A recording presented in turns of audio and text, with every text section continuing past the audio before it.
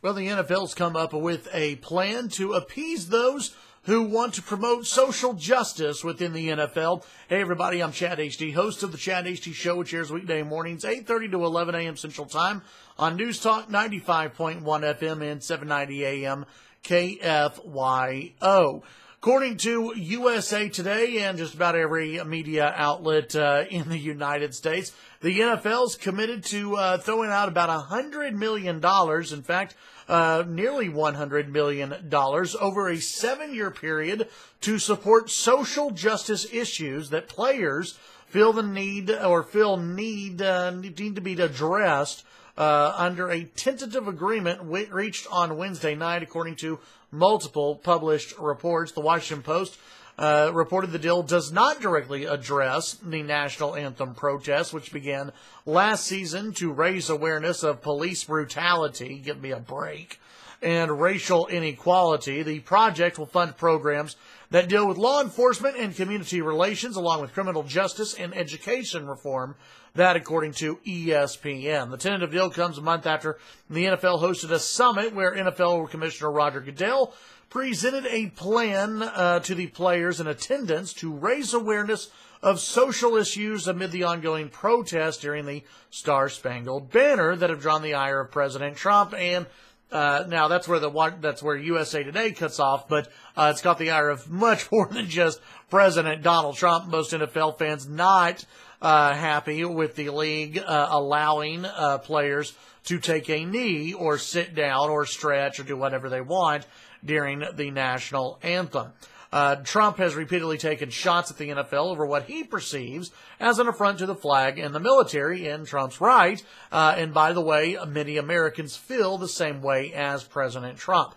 According to ESPN, a newly created nonprofit, the Players Coalition, will get half the funds, which will be dispersed in varying amounts through 2023. The rest will be split 25% between the United Negro College Fund and the Dream Corps.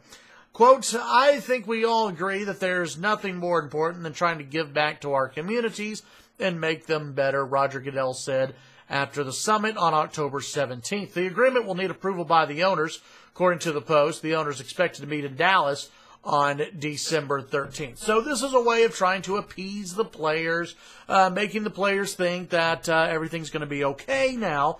But here's my big question. Will players actually now stand up for the national anthem? I've got no problem with it. If the NFL wants to donate money to criminal justice reform, if they want to donate money to education reform, if they want to donate money to enhance police and community relations, I think that's great. That's wonderful. I do think that this whole kneeling during the national anthem and what Colin Kaepernick was kneeling for was a bunch of baloney. If you actually look at FBI crime stats, it just doesn't pan out that police are going around and beating the crap out of or shooting and killing black youth. It's just not happening in the numbers that Colin Kaepernick and others would have you believe. In fact, more white people and white men are shot and killed by police. If you actually break down the numbers, well, most of the time it's a warranted shots fired by the officers. They've come under attack, they've been under threat, and they have had to resort to pulling their pistols. We've talked about this on the show many times. If you don't want to get shot by the police, listen to what the police officer has to say. Put your hands up. Don't make any quick moves, any sudden moves at all, and comply with what the officer is telling you. It's a good way not to get shot if you comply with the officer. Have there been cases where the officer has been in the wrong? Absolutely, there have been cases where officers have been in the wrong. But if you look at the vast majority of what people like Colin Kaepernick and other social justice warriors will point out, you go back to the gentle giant, if you will, and the whole fake hands up, don't shoot. Remember that, which, there was never hands up, don't shoot. That never happened. But in Ferguson, they wanted you to think that had happened.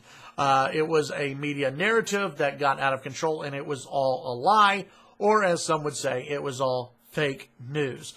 Listen, again, I've got no problem. If the NFL wants to donate money, $100 million, $200 million, whatever they want to donate, that's great.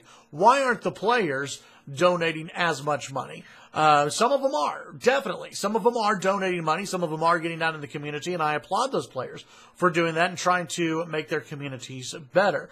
But the NFL players, many of them took a knee during the national anthem, and now they're sort of being rewarded for that. I still think the NFL should come back and say you need to stand up during the national anthem.